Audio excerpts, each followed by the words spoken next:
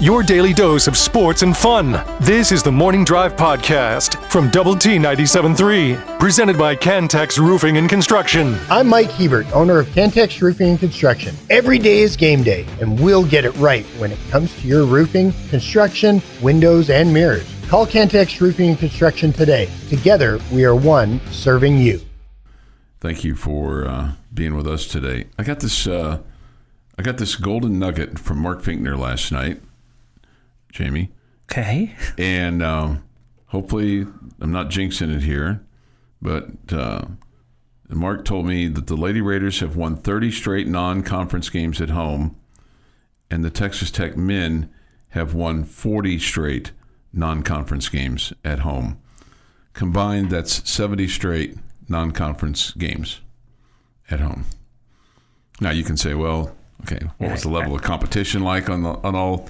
But they still, still winning between the two, winning 70 in a row is, you're going to have an off night every once in a while. It was just a few days ago that you sat there in that chair and said, sooner or later, we got to get some better. Yeah, right. Okay, you can't do that. I can't do that. And then also be.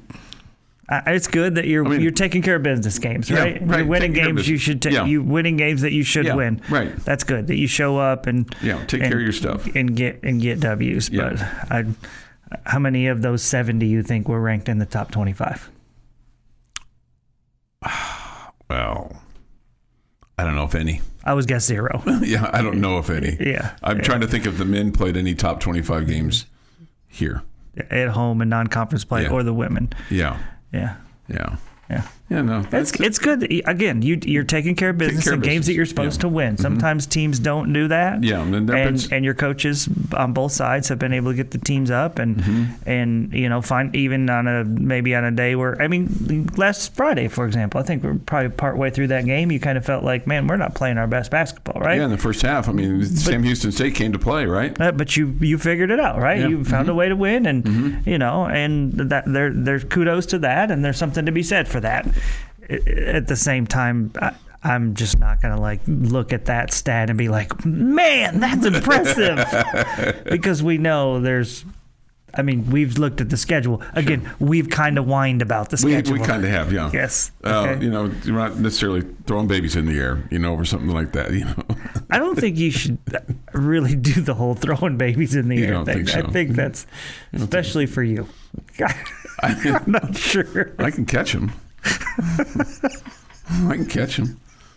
Babies go up in the air. How about just some confetti? Confetti? Just confetti.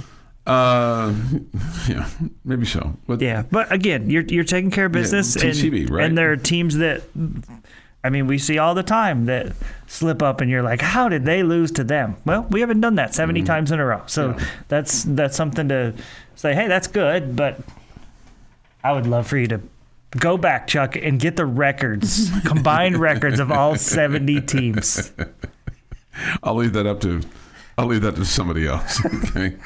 That would be your golden nugget right there. Well, it'd be super golden. 40 was 40 and 30 is pretty good. 70, but your point is well taken. Okay, your point is. That was not choosing joy, was it? It wasn't. See, I was choosing joy, and you chose reality. You chose reality too. My bad. To a certain degree. All right, I Googled, and it came back with AI stuff here, which I'm sure it's accurate. The tiebreakers in the Big 12.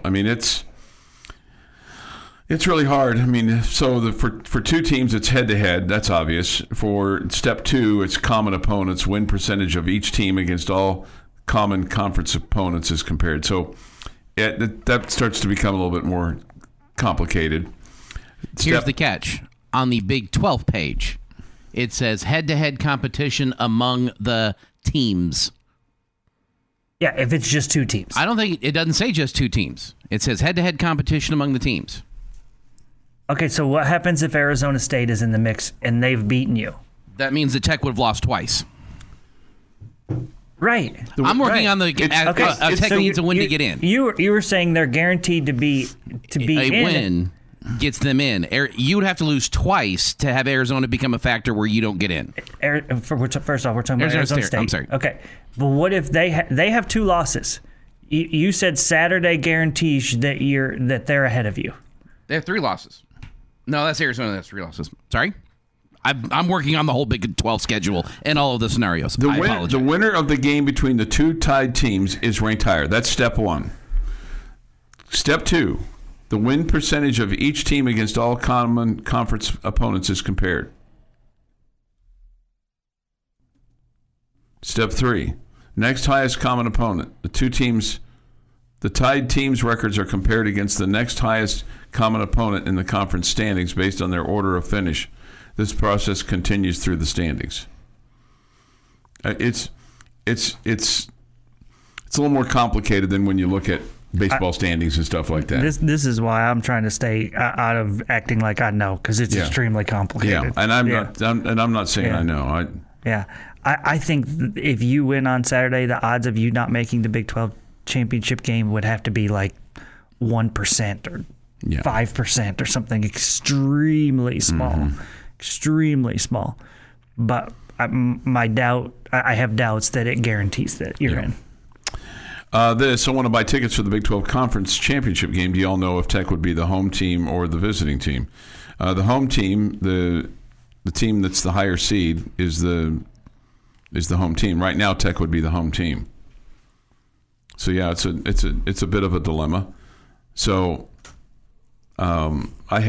we hedged our bet the other day. So we bought a couple tickets, and then Tech is now selling tickets to season ticket holders. I say selling; you're reserving. And there's 3. At my level, there was 3 levels. There's 1, 2, A, B, and C. Okay, so we'll see in our case, we'll see which ones are better or which ones are more with the Tech people, and we'll kind of see what happens. But yeah, it's. I think it's going to be. I think if Texas Tech is in there, it's going to obviously be an interesting ticket. Definitely in Lubbock, Texas, it will be. Yeah, 90,000 people, or more. However may fill in that place or sit in that place and stand can probably do it as best they can. So that'll be fun. Hopefully it is fun. The Morning Drive podcast from Double T 97.3 is presented by Cantex Roofing and Construction. Drive time for this day in sports history. Today is Thursday, November the 13th. Here is Jeff McGuire with this day in sports history. Giving us an example of why we should never listen to politicians. 1958, New York City Mayor Robert Wagner. I don't know why I'm reversing the R and the W there. Robert announces plans to begin a new baseball league called the Continental League to fill the void created by the Giants and the Dodgers moving to the West Coast. Didn't really work for him, did it? All those great teams from the Continental League that are coming to mind. Mm-hmm. And players, too. 1973, Oakland A's Reggie Jackson wins the AL MVP unanimously. He was pretty good year that year. 1976, in icy conditions, because, why not? Rodney Allison runs for 2 touchdowns, and Larry Isaacs has won as number 5 Texas Tech rises to 8-0, beating SMU 34-7.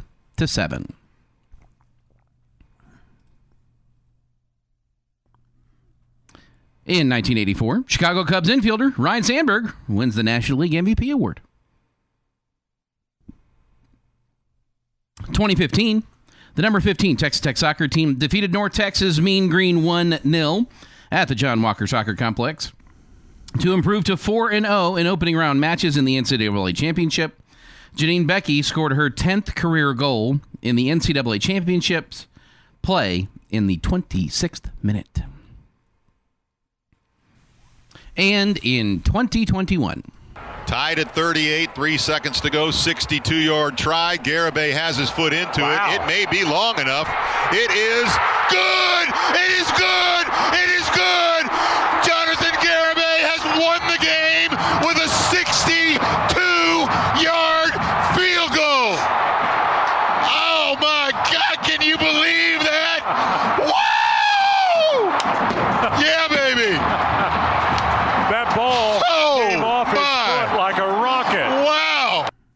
Remember, that kick was only good because Joey McGuire had been hired earlier in the week. and that got you bowl eligible at 6-6, and here we are 4 years later. You're on the verge of playing for a Big 12 championship. I think I don't think that was the last game of the season. No, it wasn't. Didn't get you to 6. Yeah, Texas next. Yeah, it got you to 6-5. It got you to a 6th win. Okay, got you bowl eligible. Yes, correct. I think that's Brian Jensen's best call. He's got plenty of good ones. Don't get me wrong. Mm-hmm. I think that one is fantastic. I mean, there's a reason it's in the Hall of Fame highlight folder. Yeah. Mm-hmm. So that we can easily grab it whenever the need should arise. Mm-hmm. It is National Indian Pudding Day. Okay. So it's got like the little brown stuff sprinkled on top of it? Brown sugar? Cinnamon? No, probably? No, I don't know what it would be. Well, Indian pudding is a traditional American dessert that originated from indigenous Native Americans tribes, particularly in New England. It's made of cornmeal, molasses, milk, butter, and spices like cinnamon and nutmeg, resulting in a warmed baked custard. Oh, it's like a custard. The dish has historical roots, as it was created by American colonists who adapted a similar English dish using cornmeal instead of oats. Indian pudding is often served warm, sometimes with vanilla ice cream. What's Jamie's number one highlight call in the Hall of Fame folder? I can't do the LSU call because Jamie hates the LSU call. Okay. And like if is there a stealing of home of a Texas guy or something like that? There's a Kurt Wilson call. There's a couple others in there. Okay. There's an Eric Gutierrez home run in the College World Series. That's in there. It's just when actually my best work is done when Haxton is calling a great moment and I'm just over there with like my face in my hands just trying to catch my breath from the excitement. And remember, that's really where I do my best work. Okay. The hacks when he catches the foul ball, that was Jamie. That was the guy doing all the talking at that point. That's what I'm best known for, being the guy next to the guy. Yeah, no, I understand. I try to stay quiet as much as possible. Okay. Mm-hmm. Let the magic happen. Jimmy Kimmel is 58, Whoopi Goldberg 70, Gerard Butler 56, and Meta World Peace is 46. Otherwise known as, what was his name? Well, his name is Meta World Peace, so that's what I'm going to call him. What was it before that? You're the one asking the question. I know. Do you know the answer? No, I don't. Ron Artest. Ron Artest, thank you. Yeah. And on this day, 1982, near the end of a week-long national salute to Americans who served in the Vietnam War, the Vietnam's Veteran Memorial is dedicated in Washington, D.C. after a march to the site by thousands of veterans of the conflict. The long-awaited memorial was a simple V-shaped black granite wall inscribed with the names of the 57,939 Americans who died in the conflict. It's arranged in order of death and not by rank, as is common in other memorials. And that is this day in sports history. All right, this day in sports history, 6:51 this morning here on the morning drive. If you have not seen that wall, go. I love how serious Jeff gets in those little enders in our this day in sports history. He gets serious voice on. Yeah. Go. Yeah. Go see that wall. Yeah, no doubt. No, I'd like to. I would very much like to. I've not been to D.C. That's certainly a place that I want to head to at some point in time with all the history and things like that. What are we waiting for, Heinz? Yeah. Oh, man. The Lady Raiders to play there? No. No, if that's the case, he'd been to Germany. Yeah, I just didn't really have any, one, there wasn't really an opportunity, and two, it was like, that part of Germany. There wasn't an opportunity. They didn't have planes that take you there? No, I mean, there just wasn't, we weren't thinking I didn't make that list, which is fine because it's not out of season kind of stuff. So that's good. It's fine. I don't need the Lady Raiders to always pay for my travel to go somewhere. Oh. Well, that was kind of the implication there. No, it was Jeff. not at all. From Jeff. No, that's totally your implication. Okay. My suggestion was hop on a plane and you and your wife go on vacation and watch the Lady Raiders when you're there. Right. It turned into, they didn't invite me, so I'm not going. No, that wasn't it. That's what it turned into. That was all you, dude. I don't know why you're looking at us. No, that wasn't. That was, in fact, my implication, is that he wasn't going to go into D.C. unless the Lady Raiders go. Yeah, that was... That was all you, dude. Well, it's not really what I meant, but it's kind of... That's not what I meant at all. It's be very hard for Chuck to be a senator if he doesn't, go to Washington, D.C. Yeah, that's a good point. Yeah, how are you going to go to all those parties you want to go to? Oh, man. No kidding. I mean, because I think it'd be really cool to be... I mean, there's a congressional job open, but I don't think I could get elected. You don't think so? No, I don't think so. He's from Kansas. I don't think I could. You don't have to be born here to be the representative from here. So I kind of have triple citizenship, right?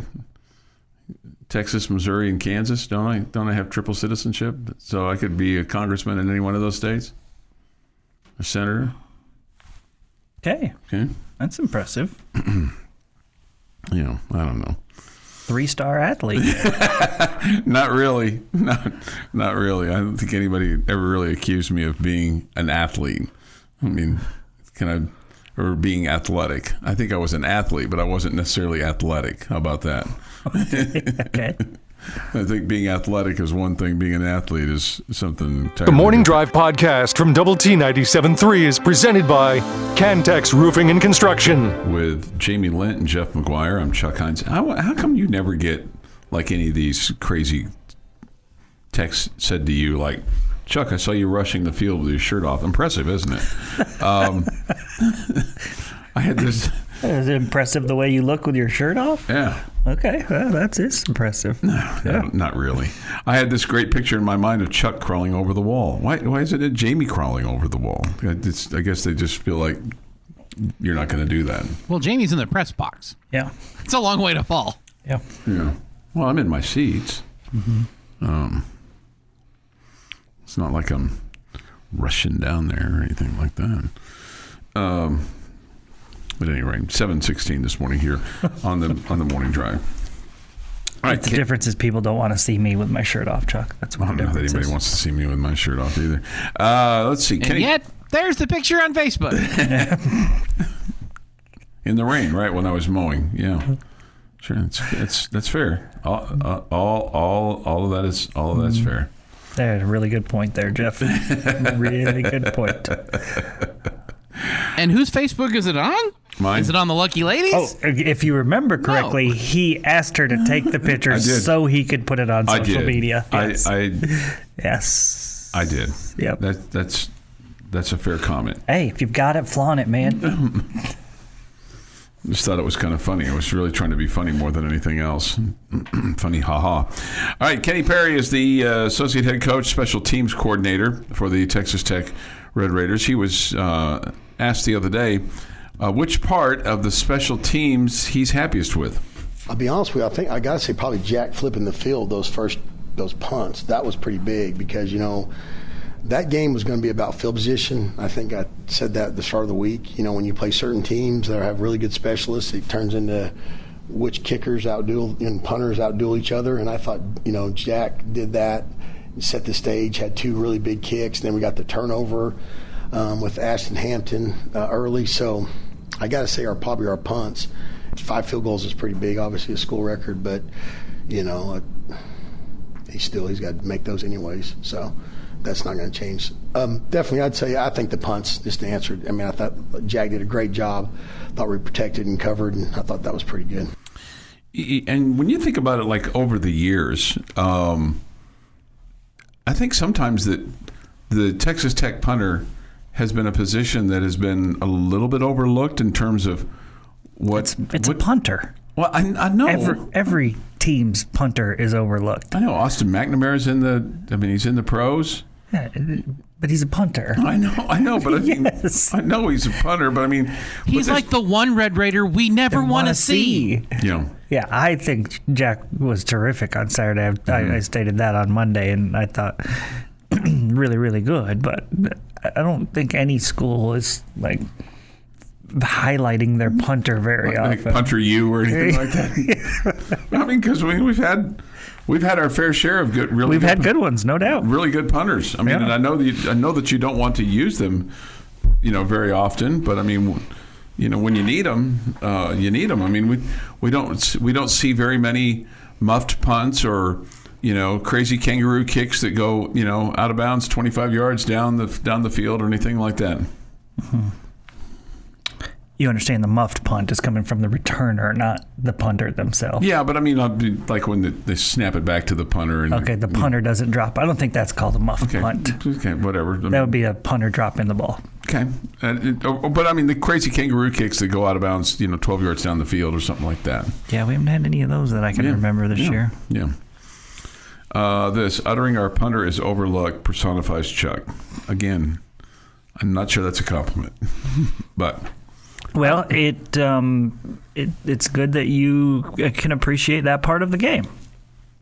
Everybody appreciates the quarterback and the wide receiver and the linebacker with a mustache, but does enough people appreciate the punter? And I think you have a strong appreciation for anything that comes with kickers, which is shocking that you're not a soccer fan. Well, I think your favorite football players use their feet more than their arms and legs, yet you're not a soccer fan at all. Okay. It's just odd. Well, I mean, I have a great appreciation for soccer, much like hockey. Okay. Uh-huh. So, I mean, I just it's just not something I just sit down to watch.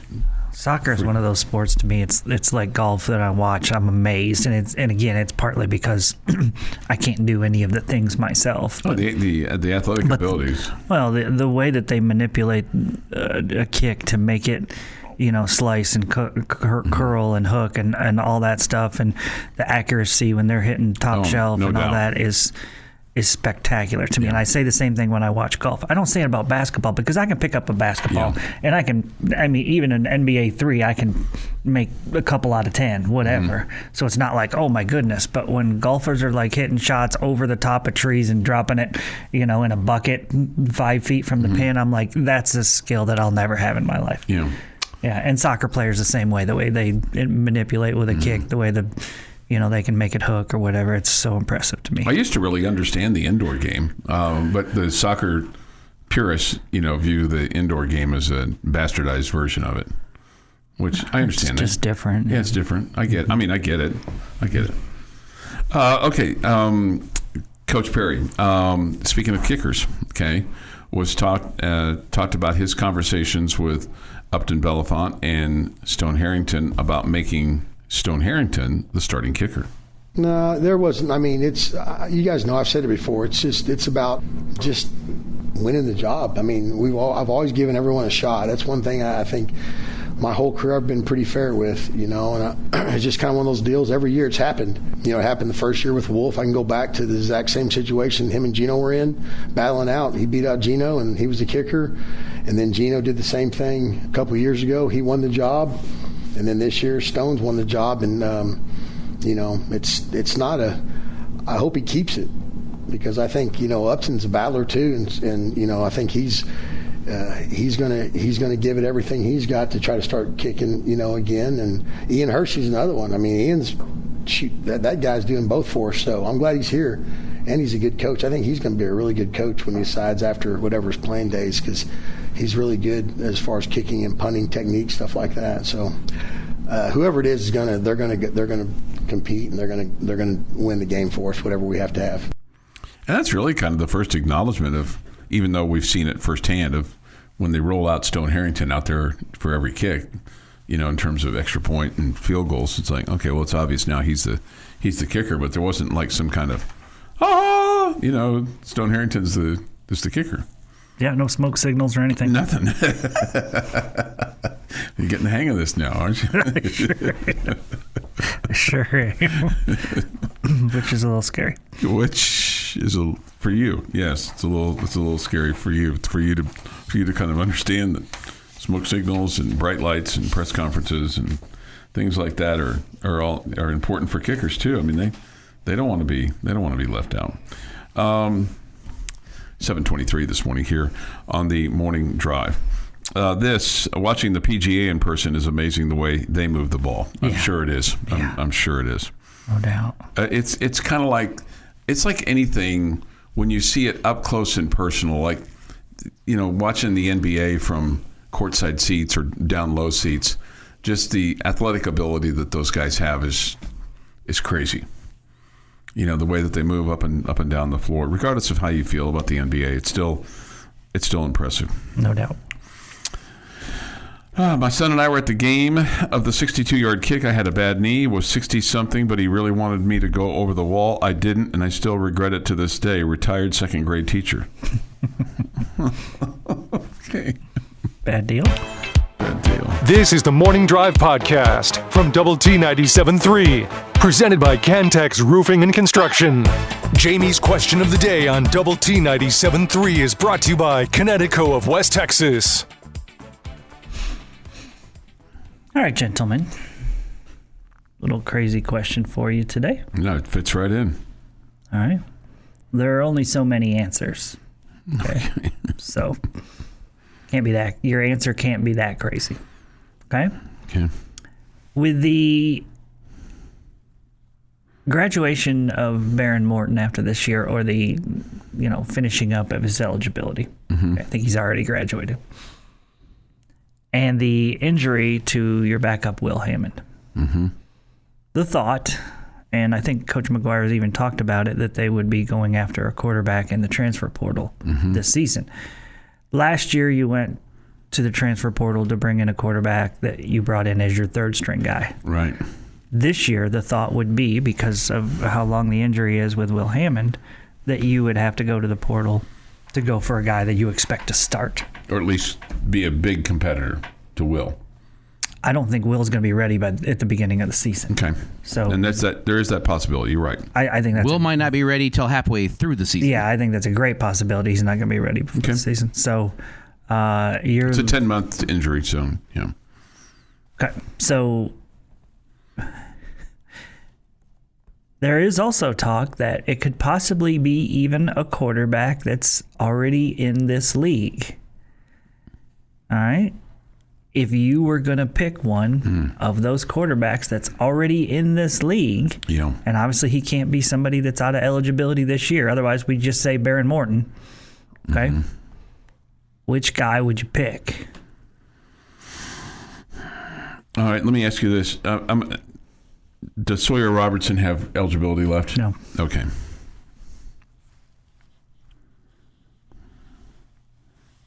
Neither does Jalen Daniels. Okay.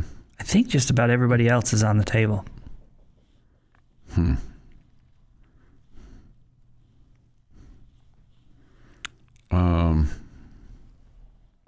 Factor in how many years they have left. Do you want them for 1 year? Do you want them for 2 years? Yeah, I'm not just well versed in this. Which guy would you want? See, I'm biased here because maybe the guy that I don't know maybe he fits you best. I just don't know if he does fit you best. And that's Avery Johnson from Kansas State. The other guy that's kind of on my list, and tell me if he's got eligibility left, is the Brendan Sorsby from Cincinnati. He does. Okay. I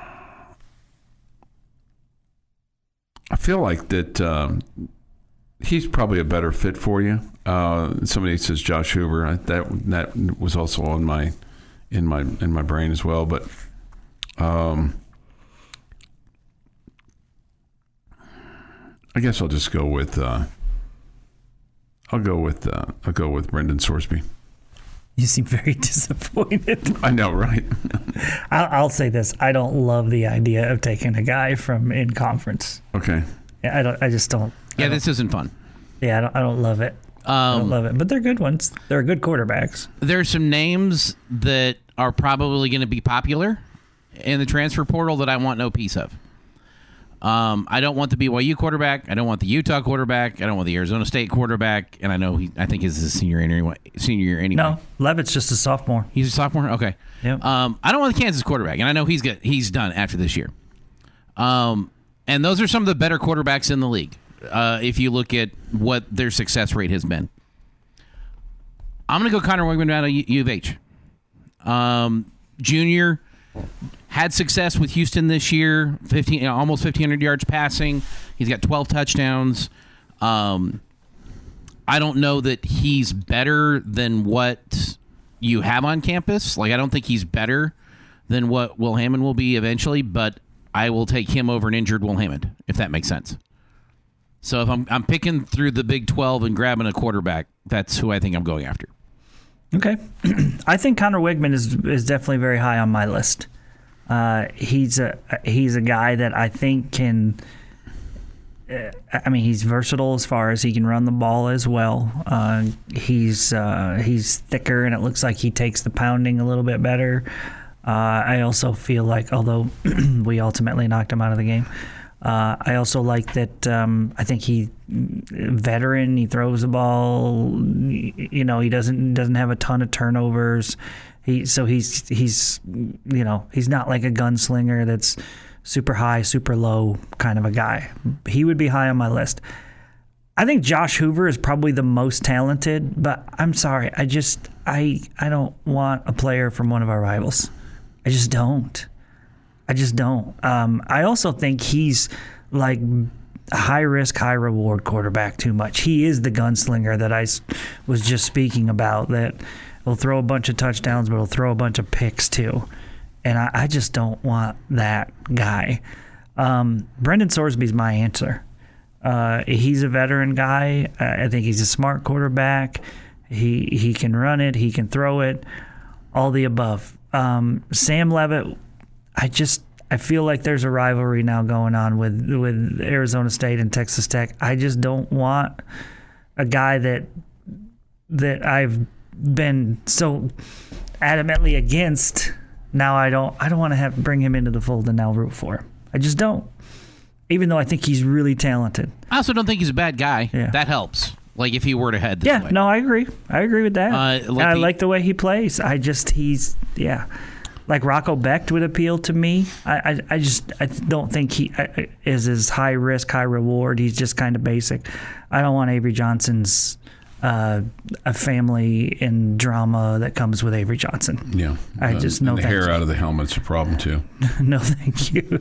I'll take Bear Bachmeier. I don't know why you were against him. Blah, blah. That's really why. He's blah. I'll just say this. If he comes here, he has to change his number. Okay? Yeah, there has to be a rule. I'll just say this. I think there is going to be pressure on the head coach and the general manager of this football team from the powers that be, and in other words, from the guys that are writing these checks to go out and get the very, very, very best quarterback that you can get in the portal. Because they're going to say, if you had listened to me and gone out and gotten the very best quarterback in the portal this year and not been loyal, which is hard. It's hard. That's hard for me. I'm a loyal guy. You wouldn't be in the position maybe that you're in with having an injured quarterback.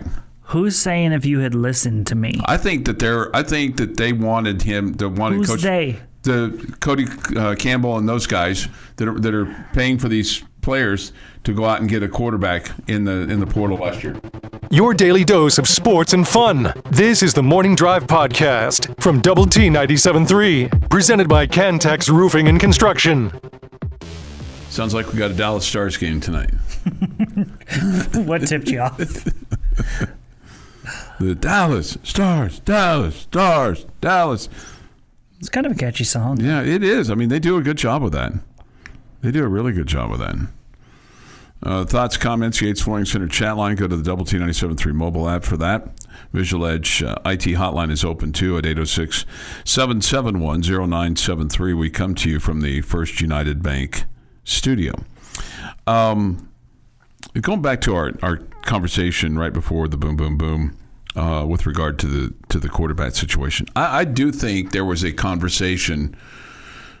It's my understanding, my belief, that there was a conversation about should they go get a quarterback given the health of Baron Morton, and could he stay healthy? Because again, what Coach McGuire has said is he said, I'm kind of surprised it's other injuries and not the shoulder that's giving him the problem this year.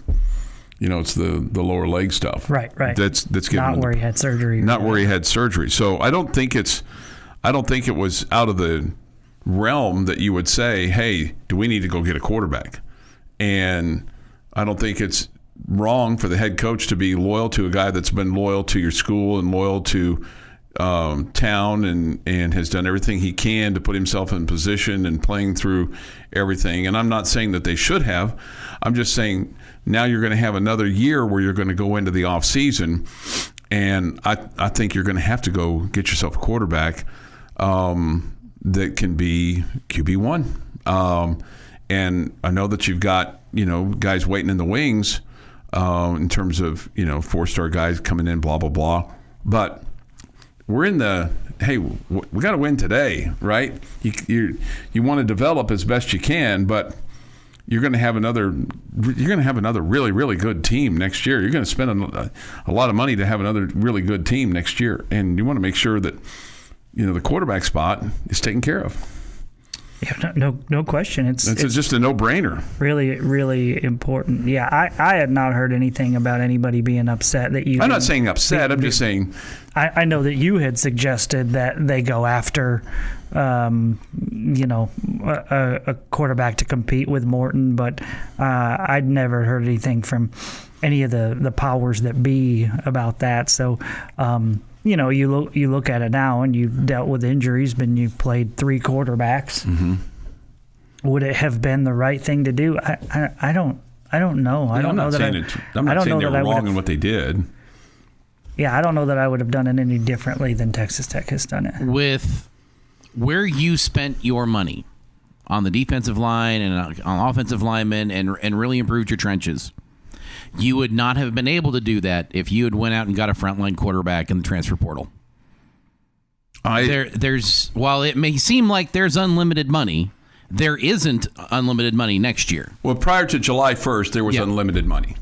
I don't know that you would have been you were able to do some of the things you could do last year because you didn't go get a top flight quarterback. I'll just say this. If they had said to whomever, we need to make sure that we hedge our bet. We got to have a really. We don't feel good about where we are quarterback wise. They would have spent the money to go get a quarterback, so they felt good about where they were, which is fine. Absolutely, which is fine. But if they'd have said, I don't know if Barron goes down, if Will can do it. I don't know. So they went and got the third guy, Mitch Griffiths, as the insurance, and now that's the insurance that you're really banking on if Barron gets hurt further, over the next couple of weeks, and even in the Big 12 championship game, because he's not going to be 100% until the off season. He's just not.